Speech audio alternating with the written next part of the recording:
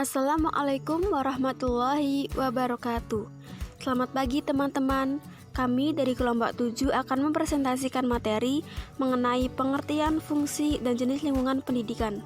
Baik, sebelum menuju ke materi, izinkan kami memperkenalkan anggota kelompok kami. Yang pertama, ada Fadia Putri Sabrina, NPM 0720012451. Yang kedua ada saya sendiri Hamdana, NPM 0720012461. Baik, selanjutnya yaitu pengertian dan fungsi lingkungan pendidikan. Yang pertama, pengertian lingkungan pendidikan. Lingkungan pendidikan sebagaimana dijelaskan Umar Tirta Rahaja 2163 adalah latar tempat berlangsungnya pendidikan khususnya pada 3 lingkungan utama pendidikan, yaitu lingkungan keluarga, lingkungan sekolah, dan lingkungan masyarakat. Seperti yang diketahui, lingkungan pendidikan pertama dan utama adalah keluarga. Makin bertambah usia seseorang, peran lingkungan pendidikan yakni sekolah dan masyarakat semakin penting meskipun pengaruh lingkungan keluarga masih tetap berlanjut. Berdasarkan perbedaan ciri-ciri penyelenggaraan pendidikan pada ketiga lingkungan pendidikan itu, maka ketiganya sering dibedakan sebagai pendidikan informal, pendidikan formal, dan pendidikan non-formal. Pendidikan yang terjadi dalam lingkungan keluarga berlangsung alamiah dan wajar, serta disebut pendidikan informal. Sebaliknya, pendidikan di sekolah adalah pendidikan yang secara sengaja dirancang dan dilaksanakan dengan aturan-aturan yang ketat, seperti harus berjenjang dan berkesinambungan, sehingga disebut pendidikan formal. Sedangkan pendidikan di lingkungan masyarakat, umpamanya kursus dan kelompok belajar, tidak dipersyaratkan berjenjang dan berkesinambungan, serta dengan aturan-aturan yang lebih longgar sehingga disebut pendidikan non-formal. Yang kedua yaitu fungsi lingkungan pendidikan.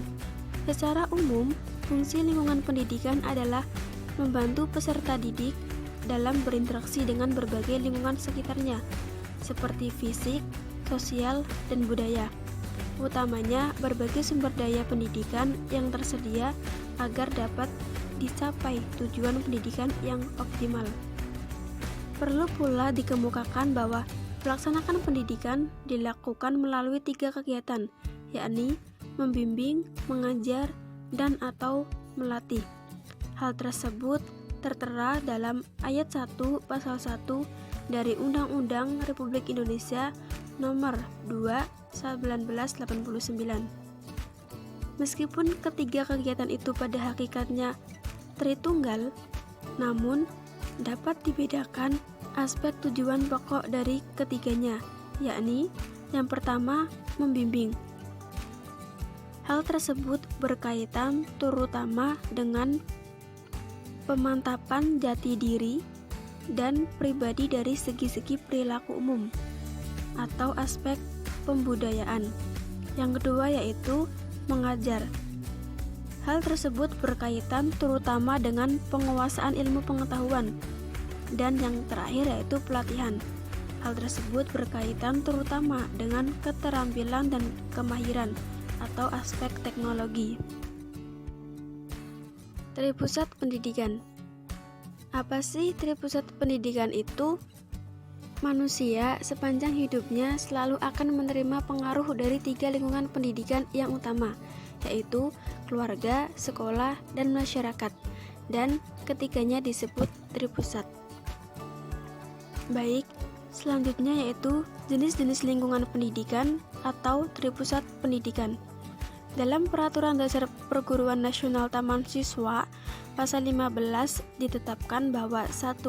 Untuk mencapai tujuan pendidikannya, taman siswa melaksanakan kerjasama yang harmonis antara ketiga pusat pendidikan, yaitu lingkungan keluarga, lingkungan perguruan atau lingkungan sekolah, dan lingkungan masyarakat atau lingkungan pemuda. Yang kedua, sistem pendidikan tersebut dinamakan sistem tripusat. Bagi taman siswa, di samping siswa yang tetap tinggal di lingkungan keluarga, sebagian siswa tinggal di asrama atau bisa disebut Wisma Pria dan Wisma Rini yang dikelola secara kekeluargaan dengan menerapkan sistem AMONG. Sedangkan pada lingkungan masyarakat, taman siswa menerapkan dengan penekanan pemupukan semangat kebangsaan. Baik, selanjutnya yaitu Tripusat dibagi menjadi 3, yaitu keluarga, masyarakat, dan sekolah. Yang pertama, keluarga. Keluarga merupakan pengelompokan primer yang terdiri dari sejumlah kecil orang karena hubungan sedarah. Lingkungan keluarga sungguh-sungguh merupakan pusat pendidikan yang penting dan menentukan, karena itu tugas pendidikan adalah mencari cara membantu para ibu dalam tiap keluarga agar dapat mendidik anak-anaknya dengan optimal.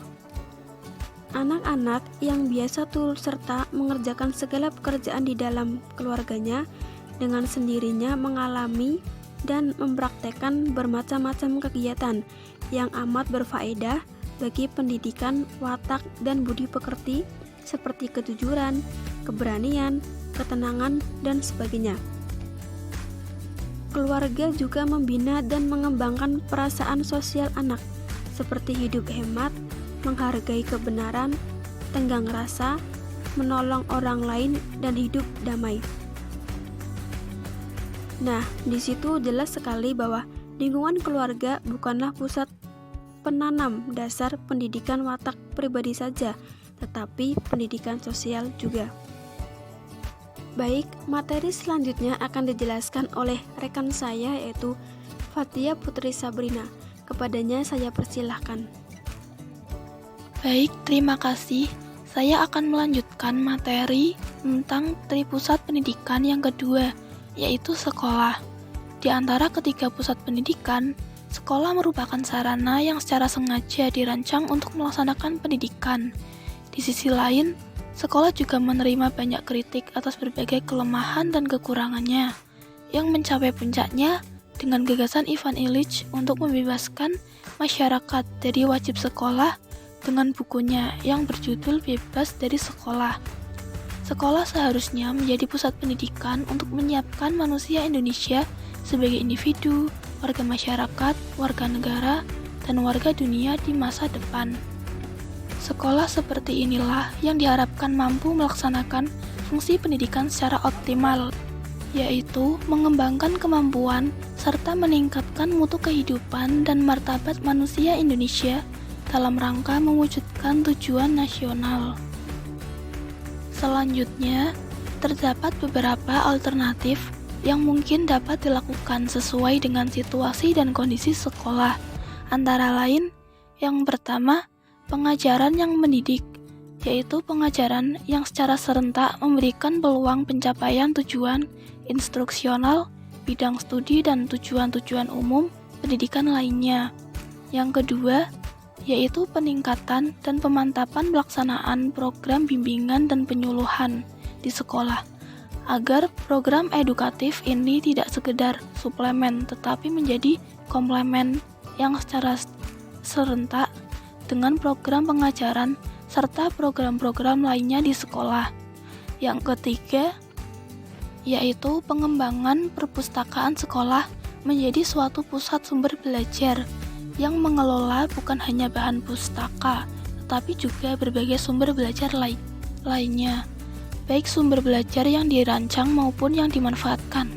Yang keempat, yaitu peningkatan dan pemantapan program pengelolaan sekolah, khususnya yang terkait dengan peserta didik.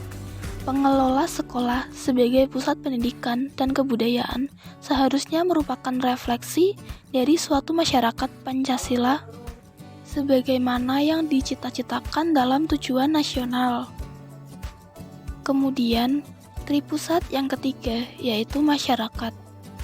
Kaitannya antara masyarakat dan pendidikan dapat ditinjau dari 3 segi, yaitu yang pertama, masyarakat sebagai penyelenggara pendidikan, baik yang dilembagakan atau jalur sekolah dan jalur luar sekolah, maupun yang tidak dilembagakan, yaitu jalur luar sekolah.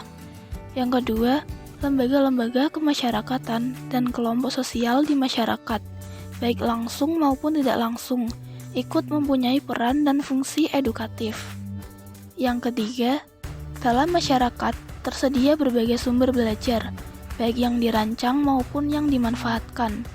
Manusia berusaha mendidik dirinya sendiri dengan memanfaatkan sumber-sumber belajar yang tersedia di masyarakatnya dalam bekerja, bergaul, dan sebagainya. Dari 3 hal tersebut, yang kedua dan ketigalah yang terutama menjadi kajian masyarakat sebagai pusat pendidikan. Namun, perlu ditekankan bahwa 3 hal tersebut hanya dapat dibedakan, sedangkan dalam kenyataannya sering sulit untuk dipisahkan. Fungsi masyarakat sebagai pusat pendidikan sangat tergantung pada taraf perkembangan dari masyarakat itu, beserta sumber-sumber belajar yang tersedia di dalamnya. Untuk Indonesia, perkembangan masyarakat itu sangat bervariasi. Selanjutnya, yaitu pengaruh timbal balik antara tripusat pendidikan terhadap perkembangan peserta didik. Perkembangan peserta didik, seperti juga tumbuh kembang anak pada umumnya, dipengaruhi oleh berbagai faktor, yaitu hereditas, lingkungan proses perkembangan, dan anugerah.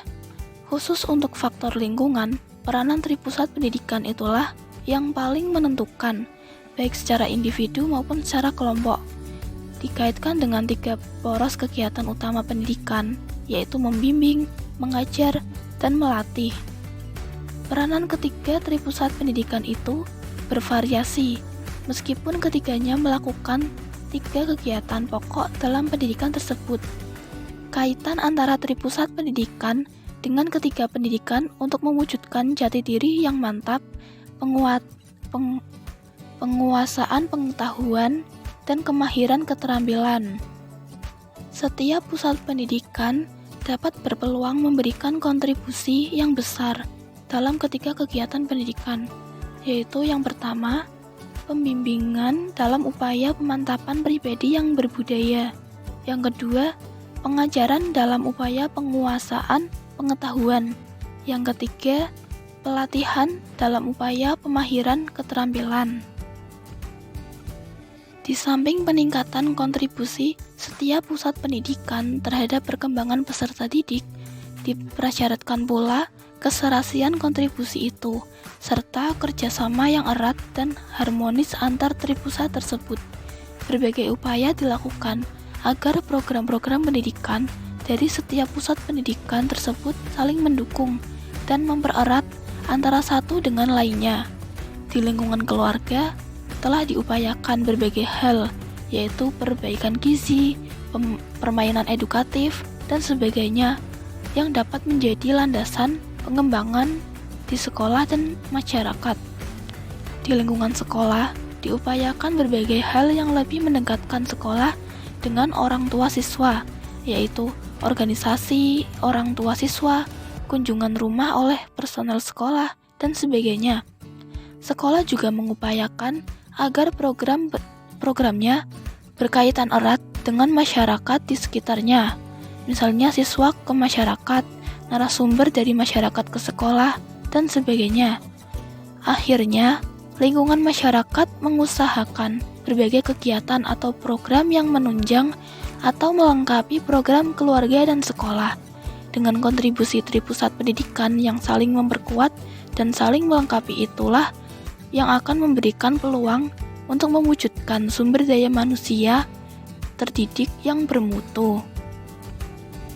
Sekian presentasi dari kelompok kami mengenai materi, pengertian, fungsi, dan jenis lingkungan pendidikan. Apabila terdapat tutur kata yang kurang berkenan, mohon dimaafkan. Terima kasih.